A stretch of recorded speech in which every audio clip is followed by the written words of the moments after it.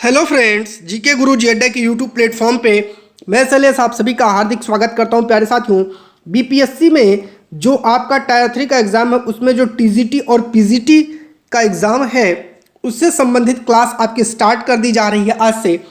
और आज हम लोग हिस्ट्री के कुछ महत्वपूर्ण क्वेश्चन को देखेंगे और आज मैं एक नया तरीका आपके लिए लेकर के आया हूँ। वो नया तरीका आपको कैसा लगता है कमेंट करके बताइएगा। चैनल पर नए हैं तो सब्सक्राइब करिएगा, वीडियो को लाइक और शेयर करिएगा। चलिए चलते अपने पहले क्वेश्चन पर। ठीक है, अपने साथ एक कॉपी और एक कलम लेकर के बैठिएगा क्योंकि जो भी चीज़ें इंपॉर्टेंट होंगी उनको आपको नोट्स बनाना है और नोट्स बना करके चीज़ों को रिवाइज करते चलना है। चलिए चलते अपने पहले क्वेश्चन पर और पहले क्वेश्चन का राइट जवाब देखते हैं। निम्नलिखित में से किसने भारत आने के पीछे अपने लक्ष्य को इन शब्दों में व्यक्त किया कि हम ईसाइयों व मसाले लेने आए हैं? किसका कथन है ये बताइए आप लोग। तो ये एक बहुत ही जो है महत्वपूर्ण यात्री है जिसके बारे में सब लोग जानते हैं, वास्को डी गामा, उसी का कथन है और इससे संबंधित कुछ महत्वपूर्ण चीज़ें हैं। देखिए जो मैंने कहा था ना, अब की बार नए तरीके से मैं चीज़ों को लाया हूँ। ये देखिए इंपॉर्टेंट नोट्स के फॉर्म में ढेर सारी चीज़ों को मैं कलेक्ट करके आपके लिए लेकर के आया हूँ। चलिए, वास्को डी गामा 20 मई 1498 ईस्वी को कालीकट, समझ में आया ना, कालीकट भारत आया और वहाँ के तत्कालीन शासक जमोरिन ने उसका स्वागत किया। उसने कहा कि हम ईसाइयों व मसाले लेने आए हैं। ये है आपका मैप भारत का और ये है आपका केरल। क्या है? ये है आपका केरल और यही केरल में ही आपका पड़ता है कालीकट और यहीं का शासक था जमोरिन। याद रखिएगा, मैप भी मैं आपको बताता चलूँगा साथ ही साथ। चलिए क्वेश्चन नंबर 2 पर चलते हैं। कह रहा है कि निम्नलिखित में से किसने कलकत्ता की स्थापना की? आपको जवाब देना है। देखिए लॉर्ड क्लाइव ने नहीं किया था, मैं आपको बता देता हूं, चारनाक ने किया था। किसने किया था? चारनाक ने किया था। ठीक है, चलिए कह रहा है कि किसने किया था? हम्फ्री कुक ने, जेरल्ड अंगियर ने, जॉब चारनॉक ने। तो डी आपका राइट जवाब होगा। इससे संबंधित जो भी इंपॉर्टेंट फैक्ट है मैं लेकर के आया हूं। क्या नोट्स इंपॉर्टेंट है? देखिए, कासिम बाजार की फैक्ट्री के प्रमुख जॉब चारनाक ने अंग्रेजों के व्यापार केंद्र के लिए हुगली के स्थान पर सूतानती अथवा सुतनौती को चुना। इस तरह 1690 ईस्वी में उसने अंग्रेज बस्ती के रूप में कलकत्ता की स्थापना की। कब किया था? 1690 में। ऐसे रखिएगा, 90 में नॉक किया तो याद आ जाएगा 1690 में स्थापना किया था। अगला क्वेश्चन है, 1606 ईस्वी में गोलकुंडा के शासक से फरमान हासिल करने के बाद मसूलीपट्टनम में कौन स्थापित हो गया था? तो वो आपके डच थे। ठीक है, चलिए इससे रिलेटेड जो इंपॉर्टेंट नोट्स है मैं वो आपके लिए संजो करके लाया हूँ। देखिए 1606 ईस्वी में गोलकुंडा के शासक से फरमान हासिल करने के पश्चात डच मसूलीपट्टनम में स्थापित हो गए। डचों ने मसूलीपट्टनम में प्रथम कारखाना खोला। इंपॉर्टेंट है, पूछा जाता है कहाँ पहला कारखाना खोला। डच भारत में मसाला व वस्त्र व्यापार करते थे जिनमें मुख्य फोकस इनका था वस्त्र पर। याद रखिएगा, मुख्य फोकस ये किस पर करते थे? मुख्य फोकस वस्त्र व्यापार पर करते थे। इनके पास संसाधन कम थे, इस कारण अन्य यूरोपियों की तरह इनका प्रसार नहीं हो सका। बॉडी वॉश के युद्ध में अंग्रेजों ने फ्रांसीसियों को पराजित कर व्यापार से वंचित कर दिया था। याद रखिएगा। ठीक है, चलते हैं चौथे नंबर के क्वेश्चन पर। चौथा हमारा कूट का क्वेश्चन है, आपको राइट जवाब देना है। कह रहा है भारत में पुर्तगालियों द्वारा प्राप्त किए गए स्थानों को उनके वर्ष से सुमेलित करना है। चलिए नीचे मिलाते हैं। सबसे पहले बात कर रहा है कालीकट की, तो कालीकट का राइट जवाब क्या होगा? तो देखिए कालीकट का 1498 होगा। क्या होगा? पुर्तगाली आए थे तो आपका हो जाएगा 1500 हो जाएगा। ठीक है, कन्नौर का क्या हो जाएगा? कन्नौर का हो जाएगा 1502। तो कन्नौर का हो जाएगा 1502 हो जाएगा। फिर क्या होगा आपका? धाबोल का क्या होगा? तो धाबोल का 1522 ईस्वी होगा। याद रखिएगा, पोन्नारी का 1526 होगा। तो चलिए देखते हैं राइट जवाब आपका कौन सा बनेगा। डी वाला बनेगा, 3, 4, 1 और 2। जैसे हमने यहाँ दे दिया है कालीकट 1500 में, कन्नौर 1502 में, धाबोल 1522 में और पोन्नारी 1526 में। आप चाहें तो स्क्रीनशॉट भी इसका ले सकते हैं। चलिए, किस क्रम में यूरोपीय लोग व्यापार करने हेतु भारत आए, आपको क्रम सेट करके जवाब देना है। तो सबसे पहले पुर्तगाली आए, फिर डच आए, फिर अंग्रेज आए, फिर फ्रांसीसी आए, जो क्वेश्चन में दिया गया है। ठीक है, तो चलिए मैं आपको बता देता हूँ। और अंग्रेज और फ्रांसीसी के बीच में एक रहते हैं डेनिस या डेन, ये भी आते हैं, याद रखिएगा। चलिए आगे इम्पॉर्टेंट टॉपिक है, मैं यहाँ पे बहुत सारी चीज़ों को रखा हूँ, देखते हैं। इम्पॉर्टेंट टॉपिक पर चलते हैं। भारत में यूरोपीय शक्तियों के आगमन का क्रम इस प्रकार है। सबसे पहले पुर्तगाली, फिर डच, फिर अंग्रेज, फिर डेन। डेन कहिए या डेनिस भी इन्हीं को कहा जाता है, याद रखिएगा। और फ्रांसीसी। इनकी कंपनी की स्थापना का समय क्या है, तो ये भी जानते चलिए। पुर्तगीज कंपनी का नाम है एस्तादो द इंडिया। 1498 ईस्वी में इसकी स्थापना होती है। फिर दूसरी है डच कंपनी, जिसकी कंपनी का क्या नाम है, वेरिंग द ओस्ट इंडस कंपनी। 1602 में इस कंपनी की स्थापना होती है। तीसरी है the governor and company of merchant of trading into the east, ठीक है, इनटू द ईस्ट इंडीज। इसे अंग्रेजी ईस्ट इंडिया कंपनी कहते हैं। इसे ही एक नाम और जानते हैं, जॉन की कंपनी भी कहते हैं। 1600 में इसकी स्थापना हुई थी। डेन ईस्ट इंडिया कंपनी की 1616 में। कंपनी द इंडसे ओरिएंटेस, ये फ्रांस की कंपनी थी। 1664 में इसकी स्थापना हुई थी। ये सरकारी थी, याद रखिएगा। ये जो फ्रांस की कंपनी थी, ये सरकारी कंपनी थी। छठवां कह रहा है दक्कन की किस सल्तनत ने अल्बुकर्क ने गोवा हस्तांतरित कर दिया था, हस्तगत कर दिया था। तो ये तो सबको पता है भैया, वो बीजापुर थी। बीजापुर के आदिल शाही शासक ने, किसने, याद रखिएगा, आदिल शाही शासक, ठीक है, नाम भी याद रखिएगा, शाही शासक थे।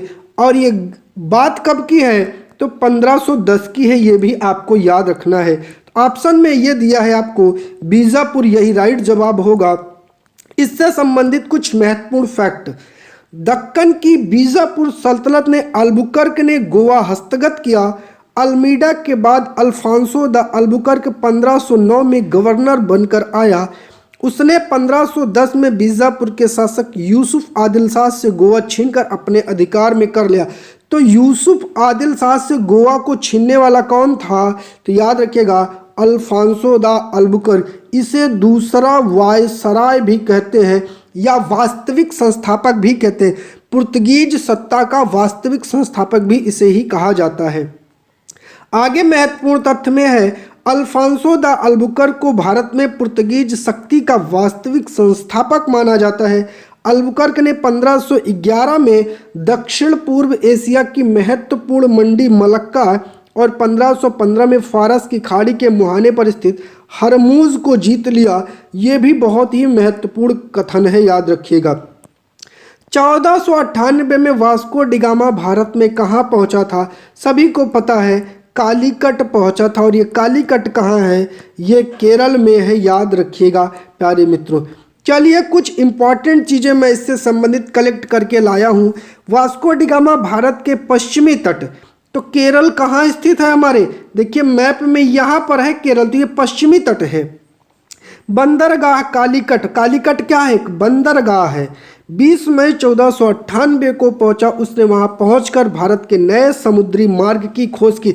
अब एक लाइन याद रखिएगा, बहुत इंपॉर्टेंट है, भारत की खोज नहीं किया था, भारत के नए समुद्री मार्ग की खोज किया था।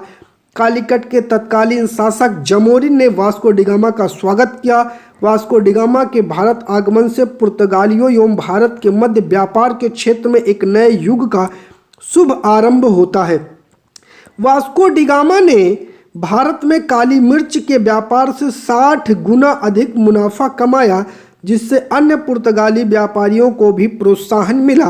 पुर्तगाली व्यापारियों ने भारत में कालीकट, गोवा, दमन, दीव, हुगली के बंदरगाहों में अपनी व्यापारिक कोठियां स्थापित की।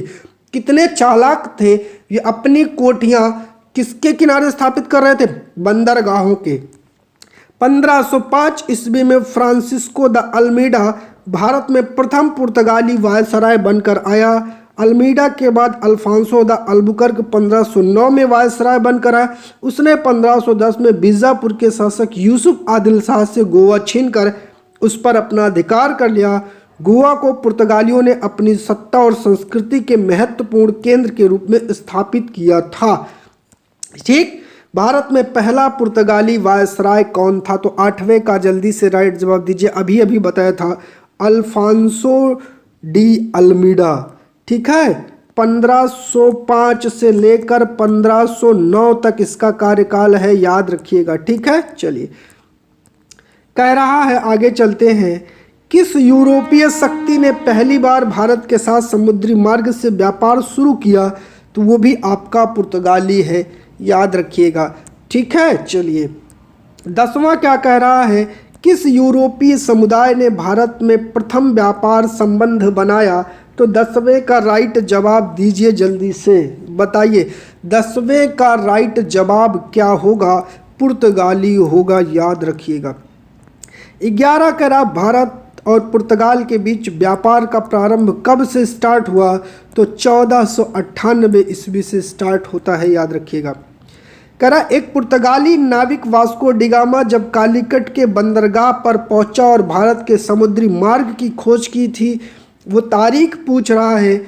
तो 20 मई 1498, कहीं कहीं 17 मई भी मिलता है, तो कंफ्यूज मत होइएगा। ठीक है, चलिए अगले क्वेश्चन पर चलते हैं। कह रहा है कि भारत में सर्वप्रथम आने वाले यूरोपीय कौन थे? तो ये भी आपका कौन हो जाएगा? पुर्तगाली थे, याद रखिएगा। इंपॉर्टेंट चीज़ों की श्रेणी में चलते हैं। मध्यकाल में सर्वप्रथम भारत से व्यापार संबंध स्थापित करने वाले पुर्तगाली थे। कब से? मध्यकाल से, याद रखिएगा। प्रथम पुर्तगीज तथा प्रथम यूरोपीय यात्री वास्को डिगामा कई दिनों की समुद्री यात्रा के बाद अब्दुल मजीद नामक गुजराती पथ प्रदर्शक से, अब ये बहुत आपके लिए इंपॉर्टेंट है, याद रखिएगा। अब्दुल मजीद नामक गुजराती पथ प्रदर्शक की सहायता से 1498 में कालीकट के समुद्र तट पर पहुंचा। भारत में यूरोपीय व्यापारिक कंपनियों के आगमन का क्रम पुर्तगीज, डच, अंग्रेज, डेन, फ्रांसीसी है। भारत में पुर्तगाली सबसे पहले 1498 में आए तथा सबसे अंत में 1961 में गए। ये सारी की सारी चीज़ें इंपॉर्टेंट है, नोट्स के फॉर्म में इसको कलेक्ट करिएगा, बहुत हेल्प आपको प्रदान करेगी ये नोट्स। चलिए 14 नंबर पर चलते हैं। कह रहा है कि कालीकट में 1498 ईस्वी में वास्को डिगामा के साथ उतरने वाला गुजराती पायलट कौन था? अब्दुल मजीद नाम है। ठीक है, ये मजीद है, दा है, याद कर लीजिएगा। ठीक है, चलिए जमोरिन वहाँ के शासक की पैतृक उपाधि थी। वह यूरोपीय देश जिसने सबसे पहले भारत में व्यापार आरंभ किया वो पुर्तगाल था, प्यारे साथियों। 16 नंबर कह रहा है, व्यापार के लिए भारत आने वाले यूरोपीय लोगों में सर्वप्रथम कौन थे? तो सर्वप्रथम आपके पुर्तगाली ही थे। कौन थे?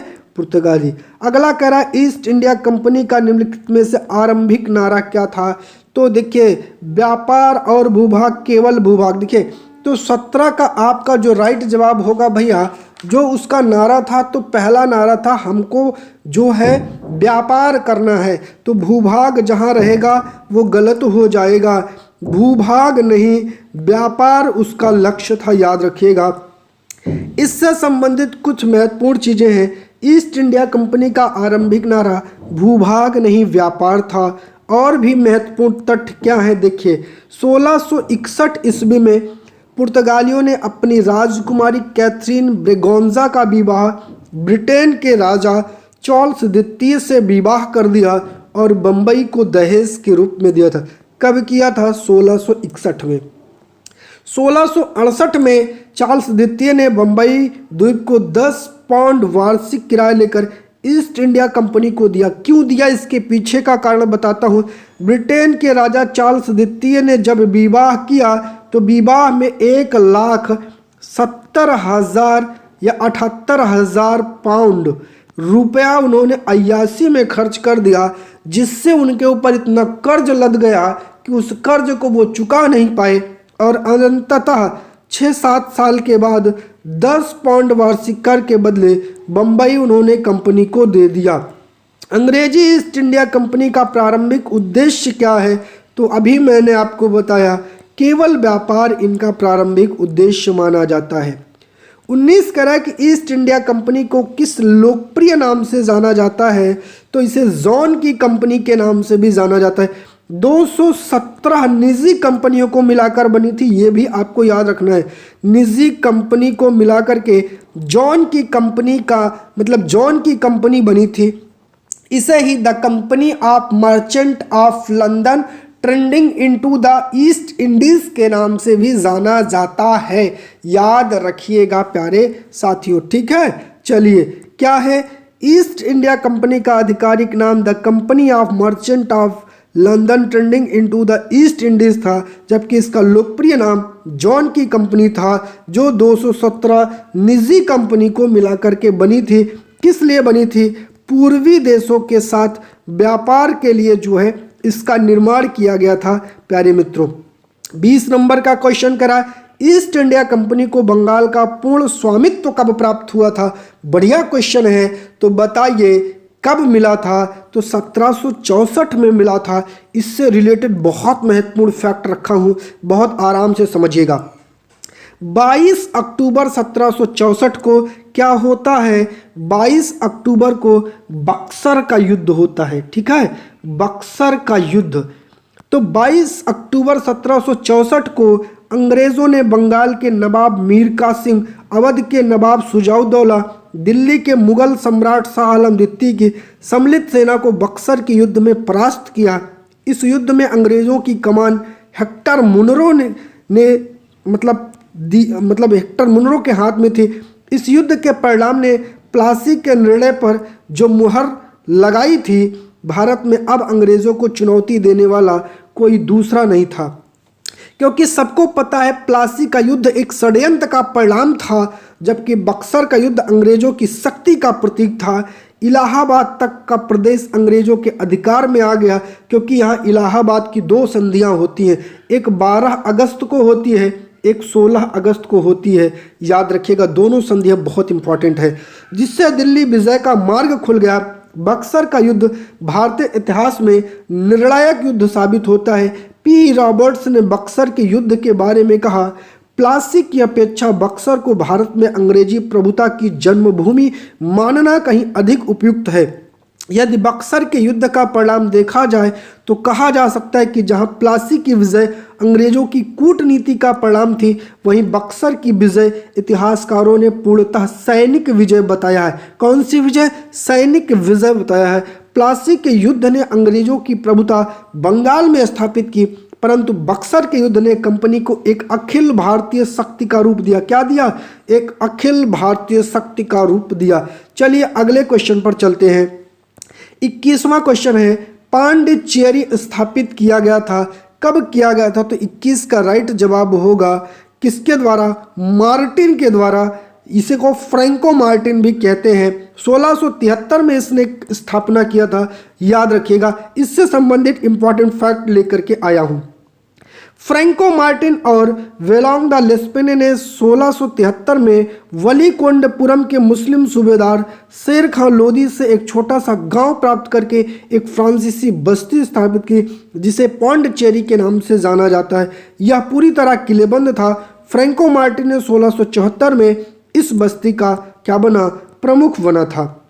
आगे, फ्रांस के सम्राट लुई 14 के समय 1664 में फ्रांसीसी व्यापारिक कंपनी द इंड ओरिएंटल की स्थापना हुई। भारत में फ्रांसीसी की पहली कोठी फ्रैंको कैरो द्वारा सन 1668 में सूरत में स्थापित हुई। कर्नाटक के युद्ध अंग्रेज और फ्रांसीसियों के बीच का अंत हुआ था। ठीक है, आज हमने केवल 21 क्वेश्चन लेकर के आए थे, क्योंकि इसको बनाने में और नोट्स को सेट करने में थोड़ा सा समय लगा है।